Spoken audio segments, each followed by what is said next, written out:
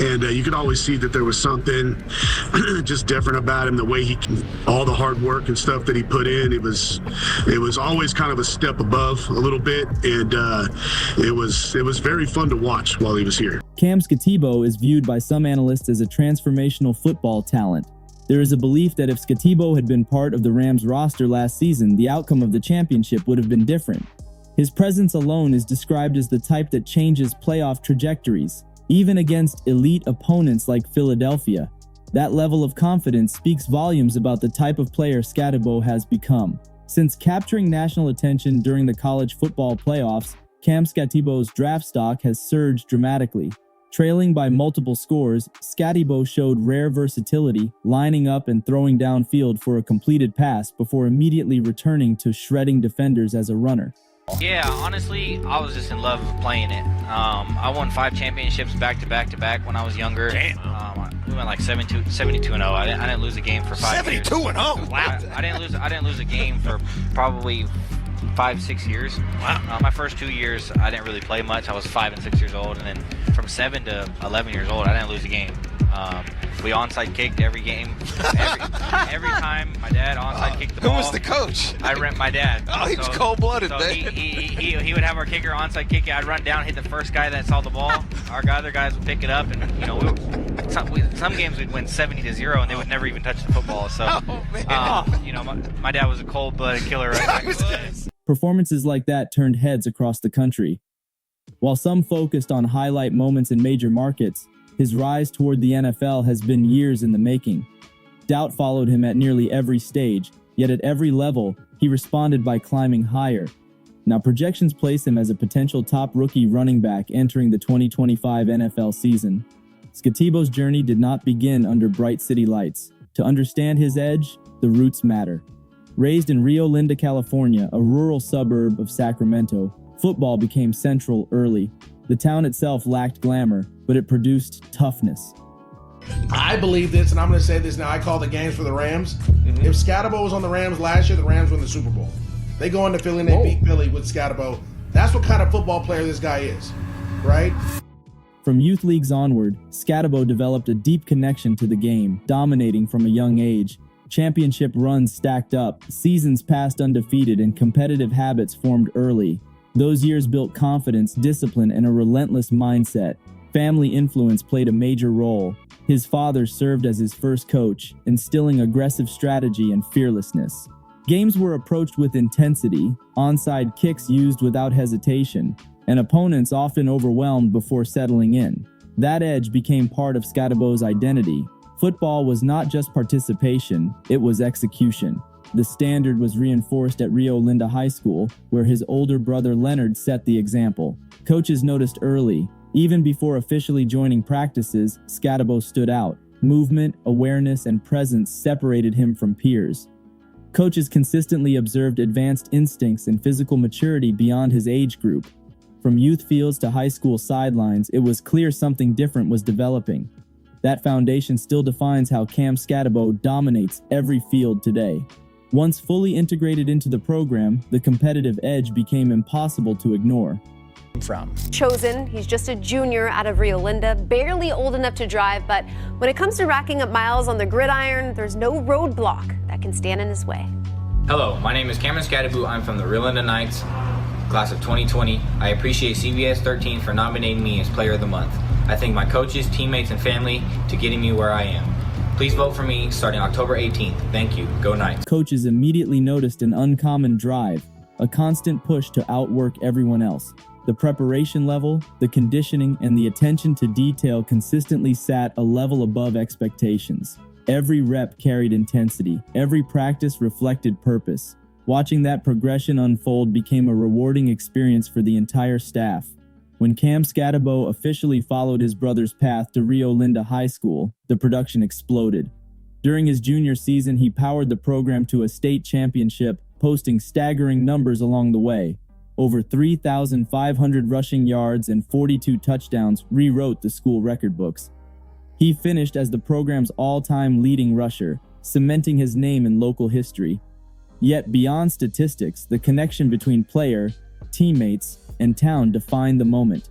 Packed stands, community pride, and shared success turned Friday nights into historic events. The accomplishment became bigger than football, representing collective belief and identity. Despite overwhelming high school dominance, major college programs showed little interest. No Power 5 offers arrived. Scholarship. It was my only real scholarship, but William and Mary had texted my phone after my sophomore year. They texted, actually Brendan Marion, that now is at Sacramento State, texted my phone when he was at William and Mary and said, "You have an offer from us." No other comments, no other phone calls, nothing. Just a Twitter text message from him. And I was like, all right, I'm not going to take this serious. You know, he never reached out, nothing. And then Sac State offered, and they were the only one to ever pull the trigger and be real interested. So that was definitely my only, I guess, real offer. That reality stunned many observers because the film was undeniable. Physicality, vision, toughness, and competitive fire jumped off the tape. The skill set was evident, yet recognition never followed at the national recruiting level. Opportunity came instead from Sacramento State, an FCS program competing in the Big Sky Conference. Head coach Troy Taylor immediately recognized the potential. After reviewing the film, confidence was instant. The local standout became a hometown favorite, drawing attention and loyalty throughout the Sacramento area. Highlights circulated widely, and belief inside the program grew quickly. Other schools showed minimal effort. One brief message from William and Mary surfaced without follow-up or genuine engagement. Sacramento State remained the only program to commit fully, making the decision simple. Staying close to home proved critical. Familiar surroundings, community support, and trust in the coaching staff allowed development to accelerate. The overlooked prospect finally found an environment that valued production over reputation, effort over hype. Yeah, honestly, I was just in love with playing it. I won 5 championships back to back when I was younger. Damn. We went like 72-0. I didn't lose a game for 5 years. 72-0. Wow. I didn't lose a game for probably 5-6 years. Wow. My first 2 years, I didn't really play much. I was 5 and 6 years old, and then from 7 to 11 years old, I didn't lose a game. We onside kicked every game. Every time my dad onside kicked the ball. Who was the coach? I rent my dad. Oh, he was cold-blooded, so man. He would have our kicker onside kick. I'd run down, hit the first guy that saw the ball. Our other guys would pick it up, and you know, some games we'd win 70-0, and they would never even touch the football. So, you know, my dad was a cold-blooded killer right there. That decision quietly set the stage for everything that followed. That overlooked opportunity ultimately became the launch pad for elite dominance. The first collegiate season was wiped out by the COVID shutdown, delaying the long-awaited debut. Once competition finally resumed, immediate impact followed. In the first active season with the Hornets, over 500 rushing yards and 6 touchdowns set the tone. Momentum only grew the following year. The 2022 campaign became a full breakout, earning Big Sky Offensive Player of the Year honors and FCS All-American recognition. Nearly 1,900 all-purpose yards and 12 total touchdowns showcased consistent dominance, with explosive plays becoming a weekly expectation. Defensive scouting reports warned of stiff arms, broken tackles, and relentless finishes, yet stopping the production proved impossible. Efficiency added another layer to the resume. An average of more than 7 yards per carry set a new program benchmark, reinforcing the belief that the performance ceiling extended far beyond the FCS level. It became increasingly clear that higher competition belonged in the future. When head coach Troy Taylor accepted the Stanford position, a door opened. The move created an opportunity to test that belief against Power 5 defenses and chase a larger stage. The transfer decision came quickly. Arizona State emerged as the destination, offering both exposure and fit. Familiarity played a role, as offensive coordinator Bo Baldwin had first-hand experience facing the running back during previous conference battles. Film confirmed what live exposure already revealed. Production translated regardless of level. Early adjustment moments appeared, but growth followed rapidly. A first 100-yard performance against USC marked a turning point, drawing praise from the coaching staff for improved patience, pad level, and downhill running style. The debut season in Tempe ended with over 1,000 yards from scrimmage and double-digit touchdowns, anchoring a rebuilding offense. Solid production quickly turned into something greater the following year. A dominant 262-yard rushing performance against Mississippi State brought national attention. That performance foreshadowed a special season. Arizona State surged to a 9-win campaign punctuated by a lopsided rivalry victory. Individual efficiency soared, including double-digit yards per carry in marquee matchups. The postseason spotlight followed. In the Big 12 championship game against Iowa State, over 200 total yards and 3 touchdowns capped a statement performance on the conference's biggest stage. That run solidified elite status and confirmed readiness for professional competition. The run ends early, yet balance and power remain untouched. Contact arrives immediately, but forward momentum never stops. Each carry shows the same trademark traits: low pad level, violent balance through contact, and an ability to stay upright when defenders expect to stop. Those sequences became routine highlights as national attention intensified. By season's end, recognition followed in full force, including a 5th-place finish in Heisman voting, forcing traditional power programs to acknowledge what had already been obvious on film. Initial evaluations often misjudged the skill set. Early assumptions labeled the profile as a downhill bruiser, a one-speed power runner. Extended tape study quickly erased that narrative.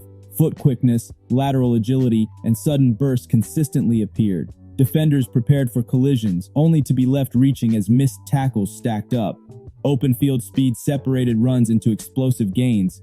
Receiving ability added another layer, with clean hands, sharp transitions upfield, and reliable route execution turning checkdowns into impact plays.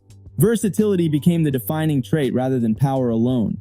The defining moment arrived weeks later against Texas. Physical toll reached its peak, yet resilience took over. A brief moment off the field changed nothing. The fourth quarter became legendary. Drive after drive, yard after yard, toughness overwhelmed fatigue. Even in defeat, the performance reshaped national perception. Crowd reactions echoed the shift. A name once overlooked became unforgettable, tied permanently to effort, grit, and competitive fire. Despite collegiate dominance, draft evaluations remained cautious. Durability concerns surfaced due to relentless physical play. Straight-line speed comparisons raised questions, yet internal league assessments told a different story. Executives described a rare mentality, vision and aggression mirroring defensive instincts. Tackles rarely ended plays cleanly. Clutch moments consistently favored contact rather than avoidance. That profile translated into immediate value. Selection came later than expected, but opportunity remained unchanged. Transition from FCS roots to the NFL completed an improbable rise. Coaching evaluations emphasized physicality, versatility, and situational reliability across both run and pass phases. Quarterback evaluations highlighted contested catches, route discipline, and high football intelligence dating back to early development. Professional expectations stayed grounded. College success earned nothing at the next level. Early practices reflected the same mindset: earn everything, outwork everyone, stay consistent. Criticism followed from some observers, pointing to vision concerns and reads, yet production spoke louder. Broken tackles erased mistakes. Opportunity expanded rapidly following roster changes.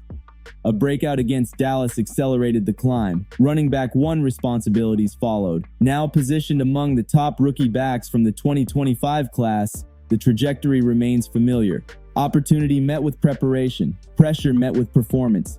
History suggests no moment goes unanswered, no challenge ignored, no ceiling accepted.